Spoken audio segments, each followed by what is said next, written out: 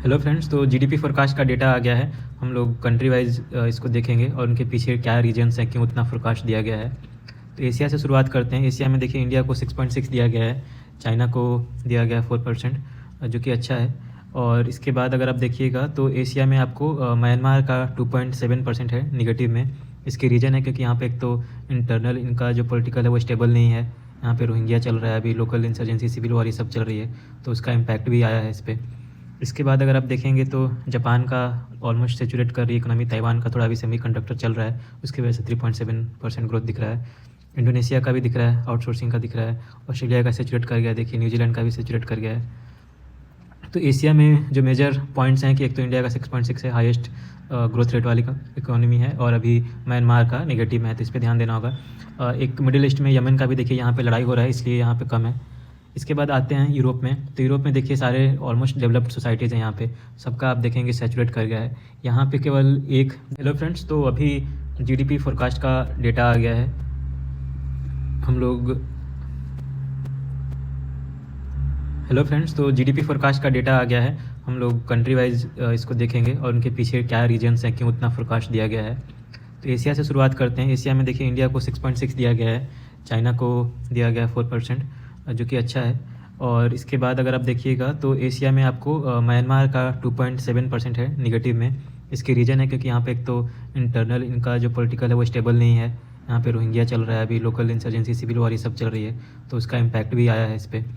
इसके बाद अगर आप देखेंगे तो जापान का ऑलमोस्ट सेचुरेट कर रही है इकोनॉमी, ताइवान का थोड़ा अभी सेमीकंडक्टर चल रहा है, उसकी वजह से 3.7% ग्रोथ दिख रहा है। इंडोनेशिया का भी दिख रहा है, आउटसोर्सिंग का दिख रहा है। ऑस्ट्रेलिया का सेचुरेट कर गया, देखिए न्यूजीलैंड का भी सेचुरेट कर गया है।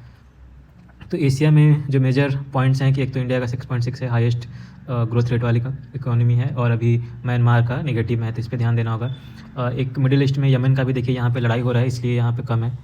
इसके बाद आते हैं यूरोप में। तो यूरोप में देखिए सारे ऑलमोस्ट डेवलप्ड सोसाइटीज़ हैं, यहाँ पे सबका आप देखेंगे सेचुरेट कर गया है। यहाँ पे केवल एक जो देखने लायक है।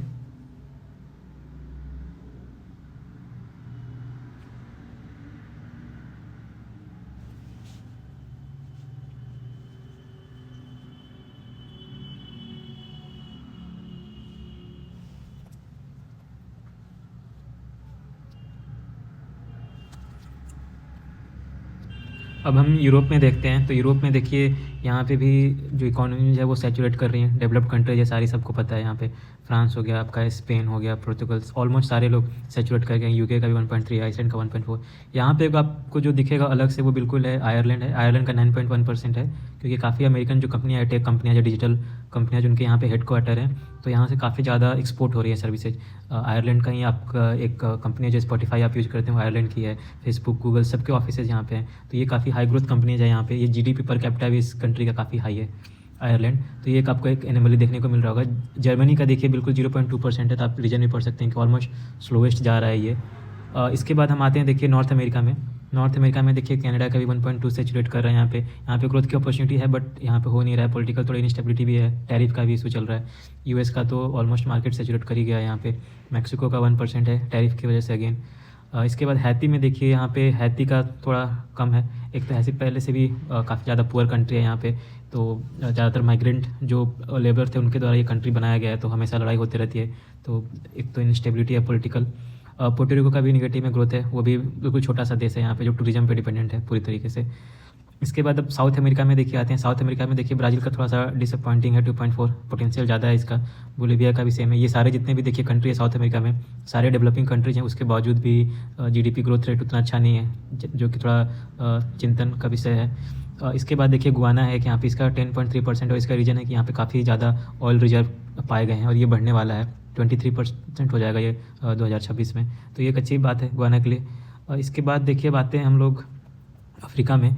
तो अफ्रीका में देखिए जो कंट्रियाँ हैं ऑलमोस्ट, कई का तो डेटा नहीं है हमारे पास, लेकिन एक इक्वेटोरियल गिनी है, काफ़ी छोटा सा देश है। पहले इन पे काफ़ी बूम आया था क्योंकि यहाँ पे ऑयल के थोड़े से खदान भंडार मिल गए थे, लेकिन इसके बाद इन्होंने इसको डाइवर्सिफाई नहीं किया, तो फिर से निगेटिव में जा रहा है इनका जीडीपी ग्रोथ। लीबिया देखिए पहले भी अच्छा काम कर रही थी, अभी कई बार क्योंकि वहाँ पे गवर्नमेंट भी बदला था, 2011 जो स्प्रिंग रेवोल्यूशन ये सब हुए थे, उसके बाद गवर्नमेंट बदलाव, बहुत सारा बदलाव हुआ है सोसाइटी में। तो ये फिर से बना रहे हैं, ये एक्चुअल ग्रोथ नहीं दिखा रहा है, एक तरह से ये फिर से निर्माण हो रही है सोसाइटी की। सेम चीज़ सूडान में भी देखिए, सूडान में भी ये पहले वहाँ पे जो ऑयल एक्सपोर्ट थे वो फिर से स्टार्ट होने वाला है, अगर आप पढ़ेंगे तो यहाँ पे आपको दिखेगा।